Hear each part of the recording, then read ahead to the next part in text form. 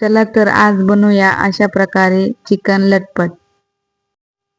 छानपैकी चिकन धुवून घेतले, मग दही टाकले, मग मटन मसाला,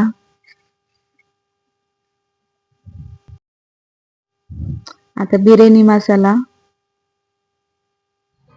धना पावडर, हळद, लाल मिरची पावडर, मीठ हे टाकून घेतले। चला तर आता फोडणी देऊया। आता तेल गरम झाल्यानंतर कांदा पेस्ट टाकायची। आता ही पेस्ट चांगल्या प्रकारे फ्राय करून घ्यायची।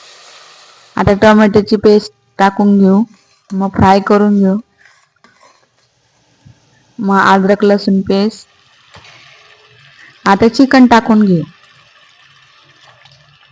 आता थोडं पाणी टाकून फ्राय करून घेऊ। आता झाकण लावून 2 शिट्ट्या घ्यायच्या। अशा प्रकारे चिकन लटपट तयार झालं आहे।